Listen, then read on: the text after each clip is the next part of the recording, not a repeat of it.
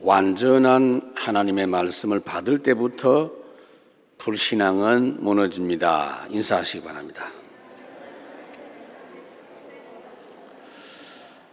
자, 이번 주간에 여러분들은 거룩한 산 제사로 드리라 하는 예배에 관한 말씀을 통해서 여러분들의 전체적인 삶의 부분들을 새롭게 점검하는 시간이 되었으면 좋겠습니다. 성공 인생이냐 실패 인생이냐 하는 것은 우리 기준으로는 판단할 수가 없고 예배를 갖고 판단할 수 있습니다. 예배가 성공하는 사람 인생 성공입니다. 실패한 예배자가 있고 성공한 예배자가 있는데 그것이 곧 그 인생으로 연결된 걸 볼 수 있습니다. 사울 왕은 실패한 예배자고 예배를 드렸어요. 시간 지키려고 지각하지 않겠다고 열심히 예배를 드렸어요. 그러나 실패한 예배자고 인생도 실패했고, 반면에 다윗은 성공한 예배자 되니까 인생도 엄청난 핍박을 받고 성공할 수 있는 조건 하나도 없었는데 성공했습니다. 엘리는 예배만 드리는 직업인 제사장인데 실패했고, 어린아이 사무엘은 예배에 성공했습니다. 예루살렘 성전은 예배를 완전히 실패한 장소였고, 마가 다락방 교회는 예배에 성공하니 모든 삶과 사역이 성공되어졌고, 그러나 그 마가 다락방 교회가 나중에 예루살렘 교회로 세워지고, 예루살렘 교회가 복음의 부분도 있었지만 종교화되면서 실패했고, 안디옥 교회는 핍박받는 그런 지경에 있었지만 예배 성공함으로 모든 것이 성공했습니다.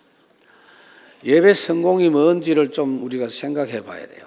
첫 번째로 생각할 것은 하나님이 인정하시고 기뻐하시는 예배자가 있다라는 것입니다. 어떤 예배자가 하나님이 인정받는 예배자냐?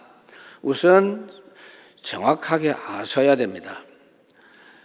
제대로 된 예배 드리는 예배자는 예수님께서 형제라고 인정해 주신다, 이렇게 되어 있어요. 여러분, 로마서는 오늘 12장을 들어가는데 1장에서 11장까지는 어떤 내용이냐 하면은 어떻게 믿을 것인가 하는 내용이고, 12장에서 16장까지는 그 믿음 가지고 어떻게 살 것인가 하는 그런 삶에 대한 부분입니다.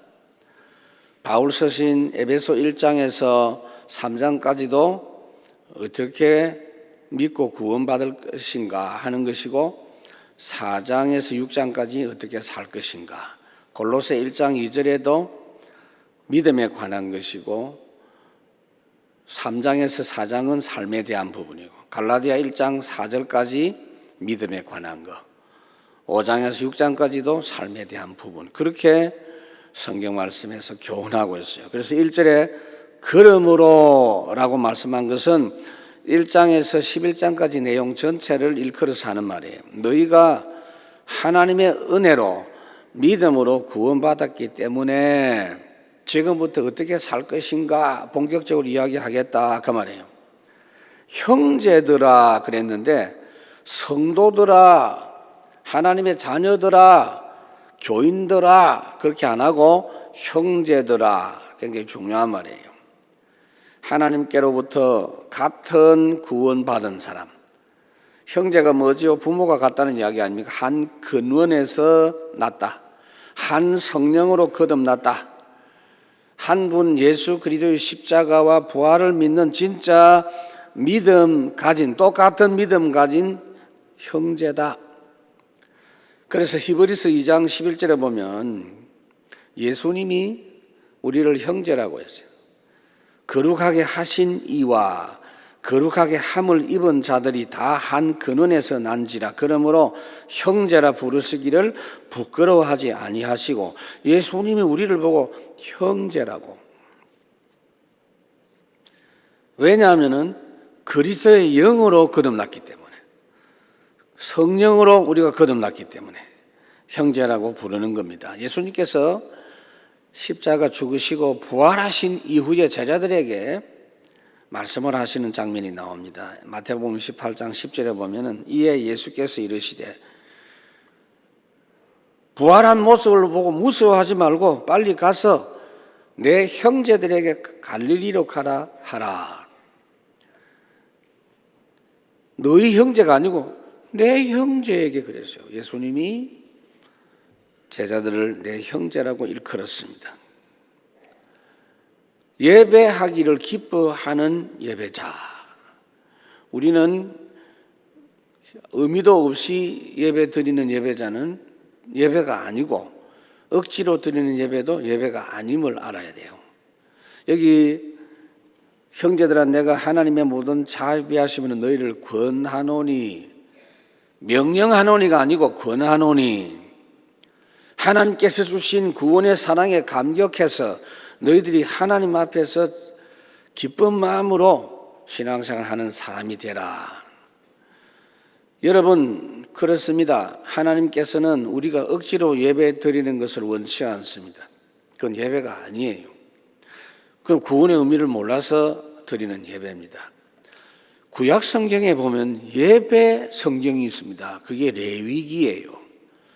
전부 제사라는 용어로 사용하고 있는데 이것이 신약 시대는 예배입니다. 그러니까 여러분들이 기도할 때 제단 이런 말은 하지 마시고 신약적 용어를 쓰는 게 좋습니다. 이제는 예배죠. 구약의 그 제사가 전부 예배입니다. 그런데 무슨 예배가 먼저 드려졌느냐면요, 레위기에는 제사가 5개가 있어요. 번제가 있고 소제가 있고 화목제가 있고 속죄제가 있고 속건제가 있어요. 그런데 제일 먼저 나오는 게 번제죠. 레위기 1장 딱 열자마자 1절에서부터 번제에 대한 말씀을 하고 있어요. 번제는 뭐냐면은 양이나 이 제물을 불을 태워서 드리는 거예요. 헌신 제사입니다. 우리의 몸을 바친다는 겁니다. 구원받은 성도가 하나님께 자기 몸과 마음을 다 맡기고 바치는 겁니다. 그 다음에 소제고, 그 다음에 화목제. 이 번제, 소제, 화목제는 자원해서 제사 드리는 겁니다. 그래서 권하노니, 속죄제, 속건제는 의무 제사입니다. 반드시 해야 될 제사예요. 앞에 3가지 제사는 자원해서 하는 겁니다. 너희 몸을 그랬어요. 이 말은 몸뚱아리 육신 이것만 말하는 게 아니고 여러분들의 삶을 예배로 드려라 그런 이야기입니다. 자, 요 의미를 잘 아셔야 돼요. 우리가 그리스도께서 복음을 완성하기 전에는 성전에 가야 되고 제사장을 통해서 제사를 드려야 되지만 그리스도께서 복음을 완성하시고 그리스도를 모시고 있는 여러분들은 진짜 예배는 교회 모여서 예배하는 것은 예배 시작이고 삶에서 삶으로 하나님께 예배해라 그 말입니다. 여러분 구약 제사 때 보면 제사 드리는 사람이 양을 몰고 옵니다. 그러면 제사장은 제사 드리는 사람에게 양에게 손을 얹으라고 합니다. 그리고는 말합니다. 하나님, 이 사람 대신해서 이 양이 죽습니다. 하나님 받아주십시오. 그러니까 그 양이 바로 그 사람이에요. 그런 제사를 쭉 드리다가 히브리서 10장에 보면 예수님이 단번에 어린 양으로 드렸습니다. 이 뜻을 따라 예수 그리스도의 몸을 단번에 드리심으로 말미암아 우리가 거룩함을 얻었노라 그랬습니다. 그러니까 이 단번에 제사했다는 이 말씀이 굉장히 중요한 말씀인데 거기 10절에서 말씀을 했고 12절에 보면 11절에 제사장마다 매일 서서 섬기며 자주 같은 제사를 드리되 이 제사는 언제나 죄를 없게 하지 못하거니와 오직 그리스도는 죄를 위하여 한 영원한 제사를 드리시고 하나님 우편에 앉아서 그 후에 자기 원수들을 자기 발등상이 되게 하실 때까지 기다리시나니 그가 거룩하게 된 자들을 한 번의 제사로 영원히 온전하게 하셨느니라. 그렇습니다. 예수님이 한 번의 제사를 드리고 난 뒤부터는요, 다른 제사가 필요 없어졌다라는 것입니다. 예수님께서 십자가에 죽으실 때에 그 한 번의 영원한 제사를 드리신 거예요. 그동안에는 이스라엘 백성들이 제물로 드렸던 소나 양은 수억만 마리가 넘었을 것인데 그 짐승으로 드리는 제사는 계속해서 해야 돼요. 그런데 하나님이 번제를 드리라, 소제를 드리라 하는 것은 그 율법이 우리에게 어떻게 이루어졌느냐 하면은 예수님이 십자가 죽으심으로 말미암아 완성이 됐어요. 완전히 제사 드리라 하는 그 율법이 성취가 됐어요. 우리는 더 이상 소나 양이나 비둘기 제사 드리면 안 돼요. 필요가 없고 오히려 소제사, 양제사를 드리면 주님의 제사를 모독하는 것이 된다 그 말이에요. 그래서 이제는 예수님이 나를 위해서 완전 제사를 드리신 그 죽으신 그 사실을 한 번만 제대로 믿고 바라보면 우리의 죄, 지난 죄, 모든 죄를 완전히 영원히 속해 버리신다 그 말이에요. 그래서 이제는 어떤 예배를 해야 되느냐? 기뻐하는 마음으로, 자원하는 마음으로, 우리 자신의 삶으로 하나님을 영화롭게, 하나님께 영광 돌려야 된다 그 말입니다. 그래서 오히려 구약시대보다 지금 우리가 드리는 예배가 완전한 예배입니다. 너희 몸을 하나님이 기뻐하시는 산 제물로 드려라 그랬죠. 여러분, 구약의 제사는 짐승을 죽여서 죽은 것을 드리는 제사지만 지금 우리가 드릴 제사는 산 제사입니다. 죽은 제사가 아니고 살아있는 몸으로 하나님께 영광 돌려라. 여러분들이 이 말은 어떤 말이냐면 내가 살아있지만 하나님 앞에서 죽은 것 같이 하나님 말씀 앞에 언제든지 언제든지 아멘, 그렇게 하나님의 말씀에 따르면서 살아라 그 말이에요. 그래서 갈라디아 2장 20절이 날마다 여러분 속에 나타나지기를 바라고 그것이 성취되기를 바랍니다. 이제는 내가 그리스도와 함께 십자가에 못 박혀 죽었고 내 안에 이제 그리스도께서 사시는 것이다.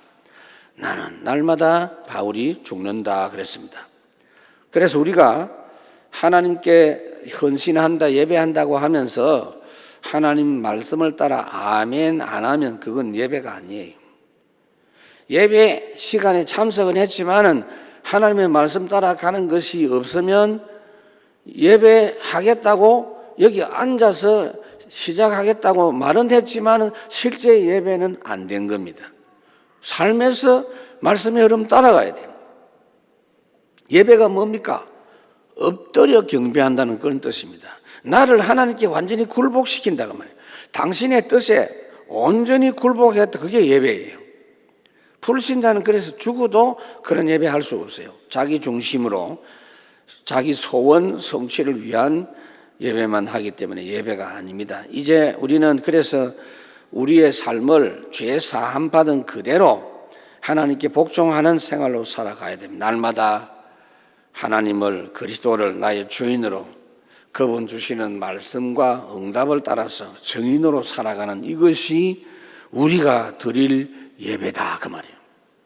그럼 예배가 교회 와서 앉아 있는 것, 그것은 예배의 시작일 뿐이다 그 말이에요.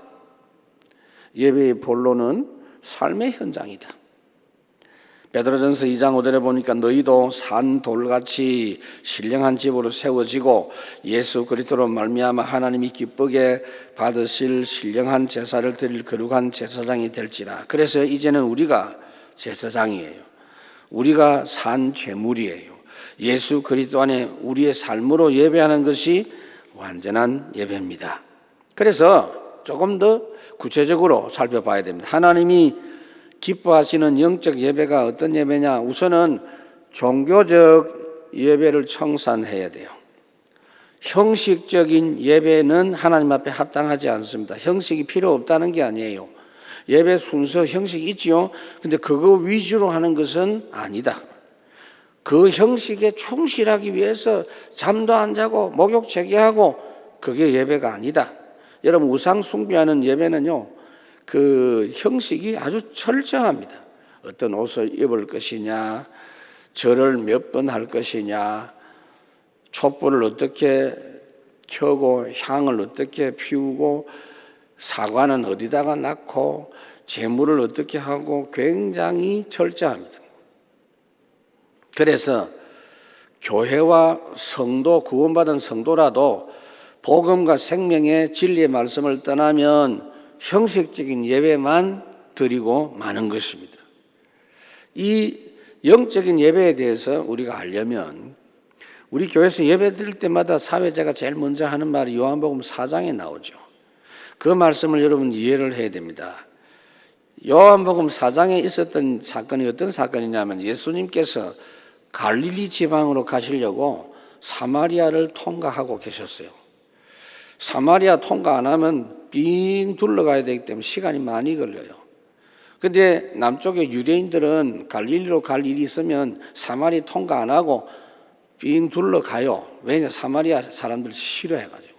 근데 예수님은 바로 사마리아로 지나가시게 됐는데 수가성이라는 동네를 지나가실 때 한낮 12시경에 그 우물가에서 여자 한 사람을 만났습니다. 한 명이 낮에 물 길러 나왔어요.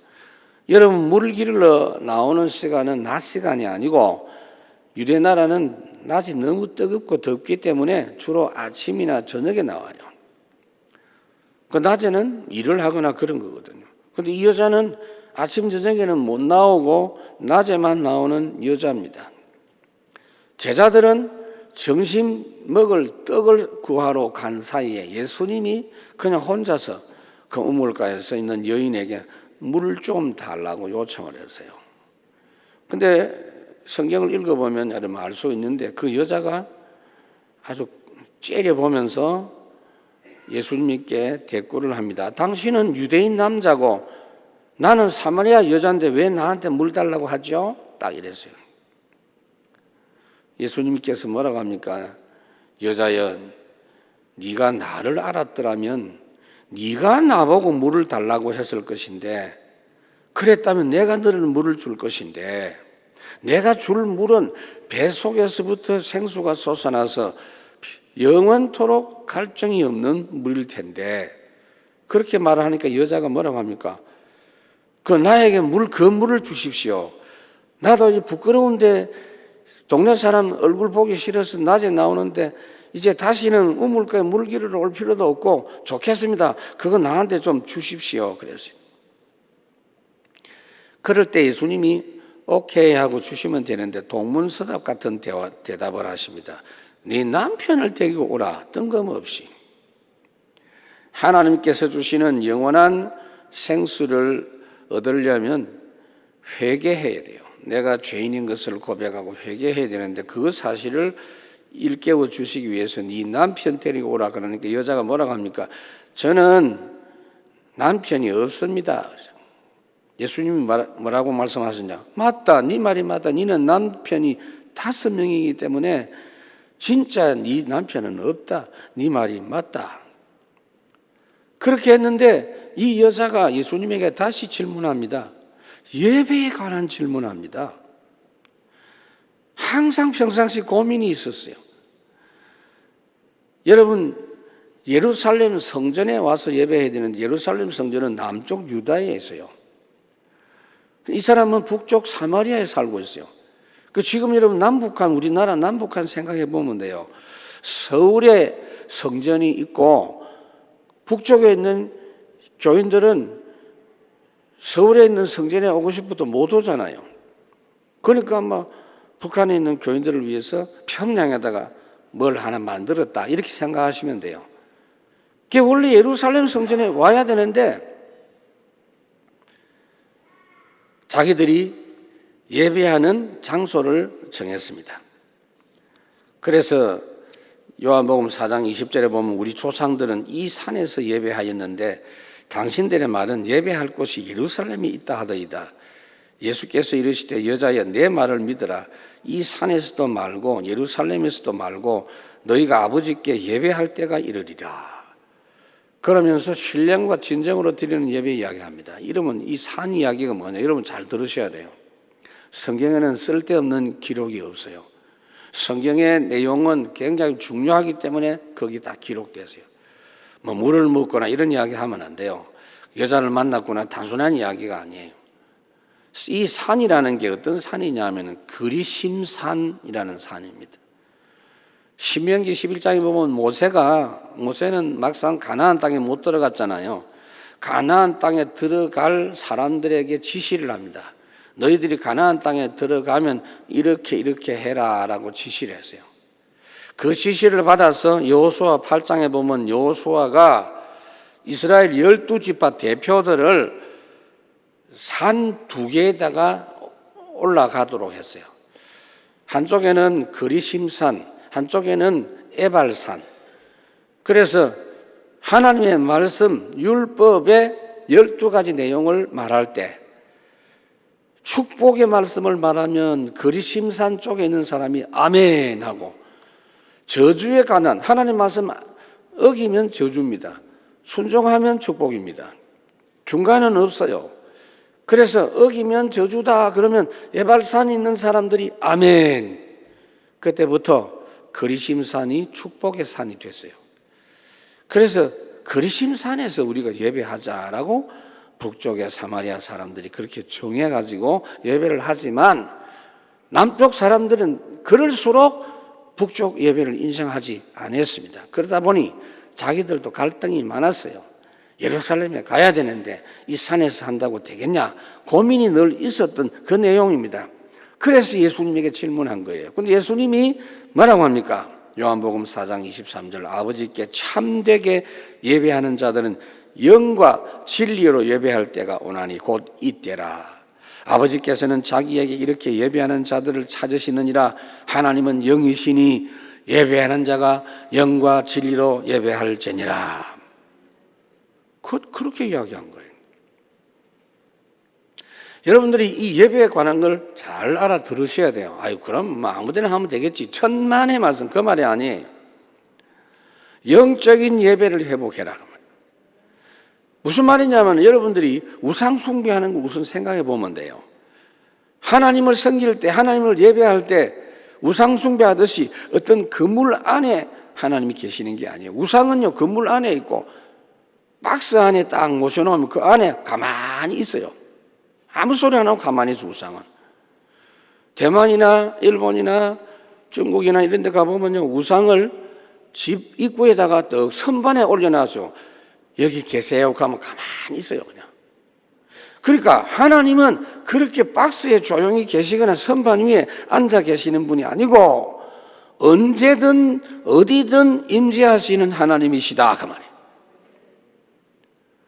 그런 하나님 함께하는 예배를 누리도록 하시기 위해서 예수님께서 승천하시기 전에 십자가 못 박혀 돌아가시기 전에 성령에 대해서 굉장히 많은 말씀을 하셨는데 요한복음 16장 7절에 보면 그러나 내가 너희에게 실상을 말하노니 내가 너희를 떠나가는 것이 너희에게 유익이다.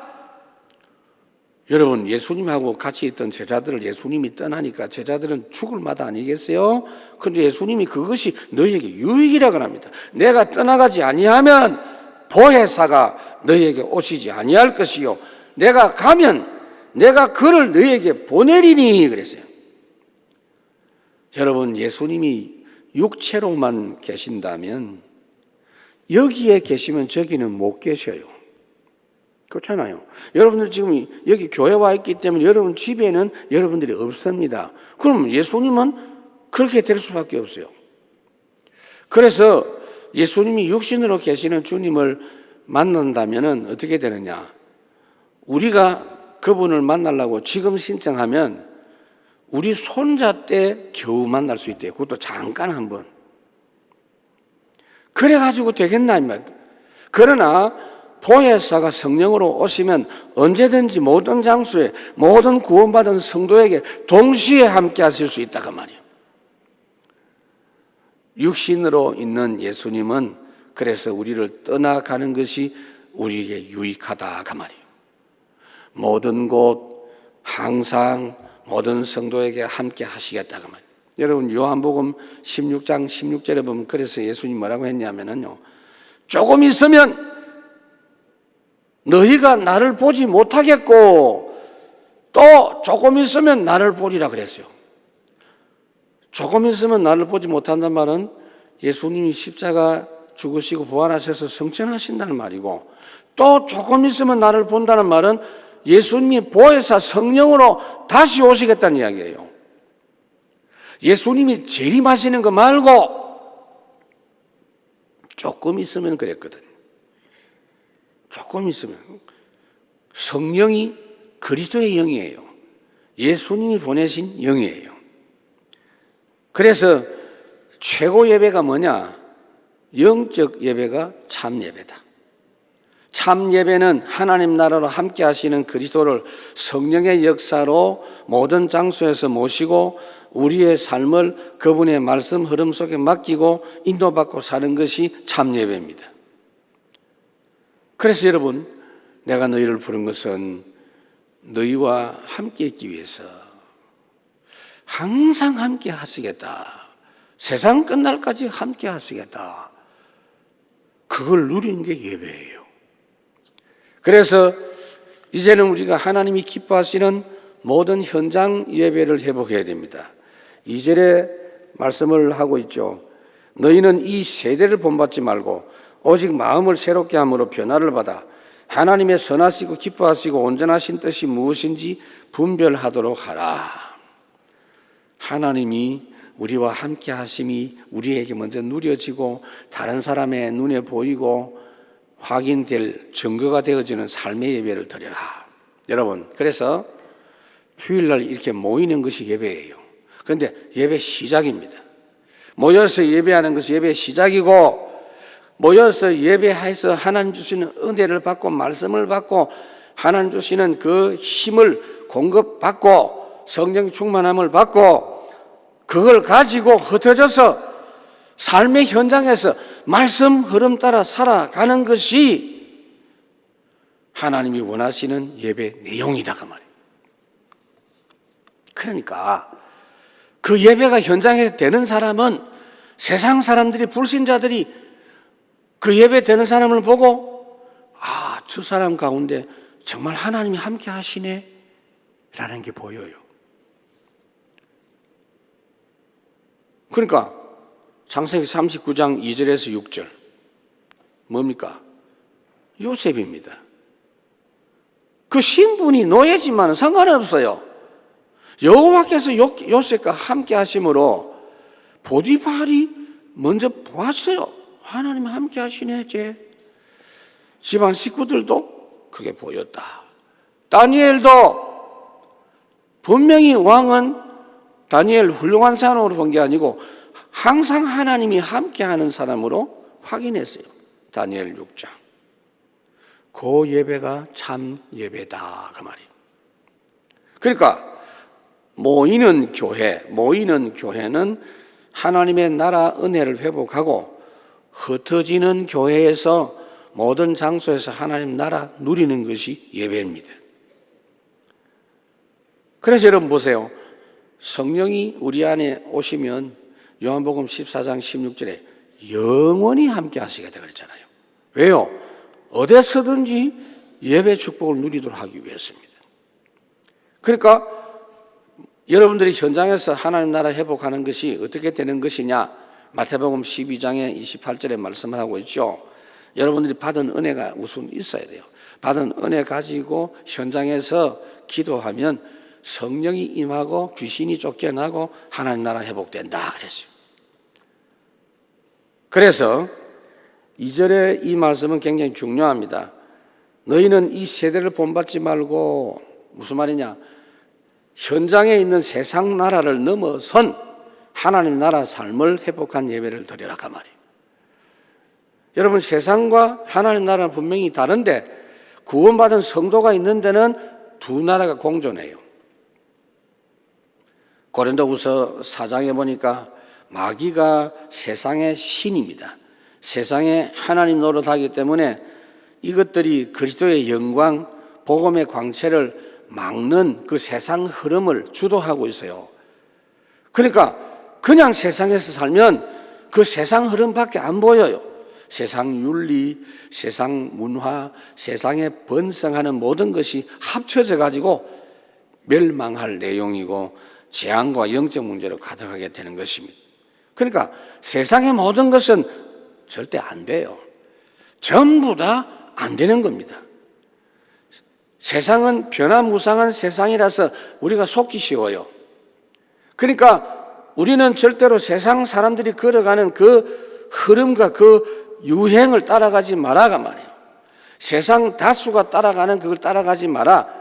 이 세대를 본받지 말라 그 말입니다. 결국은 그 모든 것을 세상 임금 마귀가 조종하는 거예요.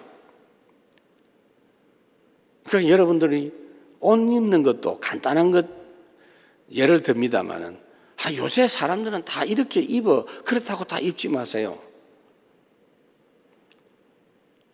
그거 무슨 팬티인지 무슨 참 입이든 당기 뭐냐 다 그걸 입다가 보니까 그냥 예사로 그냥 입고 다녀요. 좀 생각해 봐야 돼요. 단정하게 해라. 그냥 단정하게. 율법이 아니에요. 세대를 본받지 말고 옷 입는 것만 해도 그런 이야기.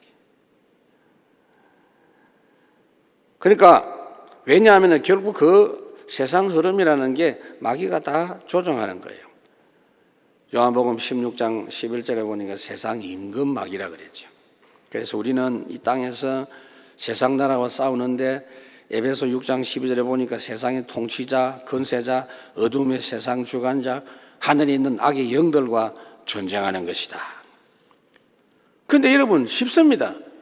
그리스도 말씀과 함께하면 이미 세상을 이기신 예수 그리스도로 무장해버리면 그 흐름을 넘어설 수가 있어요. 하나님이 기뻐하시는 삶의 예배를 어떻게 드리느냐. 2절을 다시 한번 보면요. 이 세대를 본받지 말고 오직 마음을 새롭게 함으로 변화를 받아 하나님의 선하시고 기뻐하시고 온전하신 뜻이 무엇인지 분별하도록 하라. 철저히 분별해야 돼요. 복음의 언약 확실히 붙잡고 분별이 되어져야 돼요. 이것은 붙잡아야 될 것, 이건 버려야 될 것, 이거는 거절해야 될 것, 이거는 언약으로 믿고 기도해야 될 것, 확실히 분별되어져야 돼요. 하나님께서 주신 오늘의 말씀 생각으로, 오늘의 기도의 내용으로 그렇게 살아야 돼요. 모든 현장에서 여러분들이 믿어야 될 믿음이 뭐냐? 하나님 기쁘시게 하는 믿음이 뭐냐? 예배할 때 믿는 것도 중요하지만은 현장 예배에서 하나님이 살아계시고 지금 예배하고 기도할 때 응답 주시고 상 주시는 이심을 믿어야 할지니라. 여러분 우리나라 전두환 대통령 때 단군 신전 이야기 나왔어요. 지금도 단군 신전 문제 해결 안 됐어요.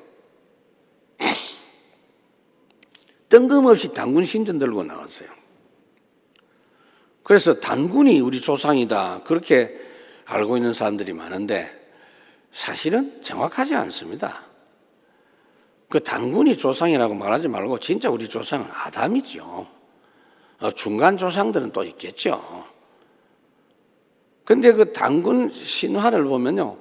그게 어디에 적혀져 있느냐 하면 삼국유사라는 책이 있어요.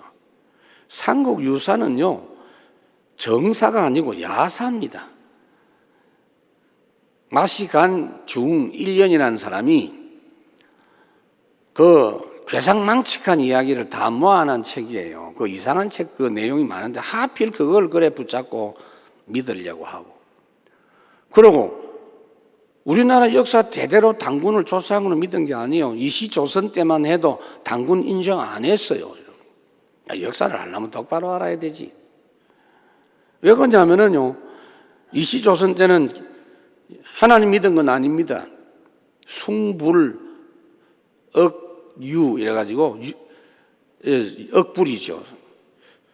그러니까 유교를 숭상하고 숭유, 억불, 불교를 억제하는 그런 정책이기 때문에 그 중의선 책을 인정 안 했어요. 그런데 이런 내용들이 말하자면 세상의 세대입니다, 여러분. 추세입니다. 잘 분별해야 돼요.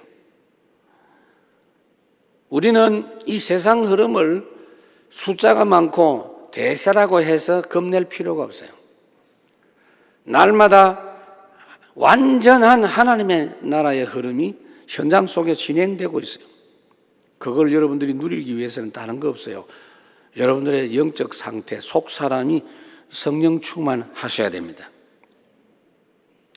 여러분의 마음속에는 빌립보 2장 13절 너희 안에서 착한 일을 행하시는 분은 하나님이시다. 하나님의 뜻이 우리의 소원이 되게 해서 우리를 인도하신다. 여러분들 이제는요, 이건 예배당이고 주일날 모여서 예배드리는 장소 건물일 뿐이지 성전이 아니고 이제는 성전이 여러분 자신입니다. 너희가 성전인 것과 그랬어요. 그러니까 모든 장소에서 살아있는 여러분들의 삶 속에서 하나님 함께 하심으로써 누리는 하나님의 나라 예배, 그것을 날마다 정시기도로 시작해서 언약의 말씀 붙잡고 현장에 하나님이 변화시키는 그 역사를 나타내는 예배를 할 수 있기를 바랍니다. 그러니까 현장 예배에 있어서 가장 중요한 언약이 사도행전 1장 8절입니다. 오직 성령이 너에게 임하시 너희가 권능을 받고 땅 끝까지 증인, 날마다 합니다. 날마다 그 역사가 여러분 현장에 나타나는 것입니다. 말씀을 맺습니다. 여러분, 주일은 예배의 시작입니다. 그러니까 모여서 예배하는 교회입니다. 언약을 회복하고 힘 떨어진 힘을 재충전하고 믿음을, 확신을 다시 회복하고 하나님의 언약의 말씀 붙잡고 그것을 증거로 붙잡고 출발하는 것이 주일입니다. 그냥 주일날 참석하면 그게 의식 예배밖에 안 돼요. 열심히 하는 거, 그 종교밖에 안 돼요. 그럼 귀신응답이 오죠. 이렇게 이제 오늘 이 주신 이 말씀은요, 굉장히 중요한 예배 본질을 이야기합니다. 흩어지는 교회 회복하시기 바랍니다. 지금까지 혹시 여러분들이 다락방, 지교회 이런 이야기하면 어떤 전도의 프로그램으로 이해했다면 잘못된 것입니다. 예수님 오신 이후로, 초대교회 이후로 우리 하나님께서 우리에게 회복시키신 이 내용이 여러분들의 삶을 통해서 산 제물로 하나님께 드려지는 그러한 예배가 주님이 기뻐하시는 예배입니다. 오늘 주일날 참 예배가 시작되기를 바라고 일주일 내내 여러분 삶 속에 살아있는 예배가 누려지기를 주의 이름으로 축원합니다. 절대로 이 부분들을 분별해야 돼요. 그 예배를 드려보면 세상이 얼마나 악하고 얼마나 모든 부분의 복음과 반대이고 틀린 것인가, 멸망받을 것인가 하는 것이 절실하게 보여져서 오직 그리스도 유일성 응답을 여러분들이 따라갈 수밖에 없습니다. 오늘 말씀 붙잡고 오직 내가 이 흐름 속에서 살아있는 참 예배 드리는 자 되겠다 하는 고백을 찬양하면서 드리기 바랍니다.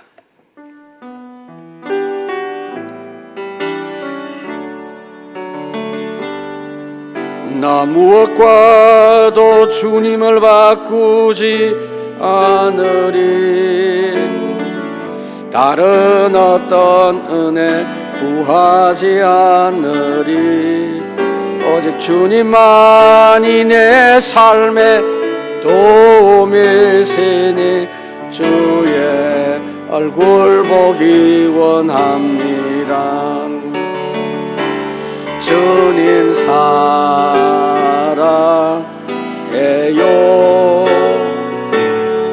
온 맘과 정성 다해 하나님의 신실한 친구 되게. 주님 사랑해요. 주님 사랑해요. 온 맘과 정성 다해 하나님의 신실한 친구 되기 원합니다.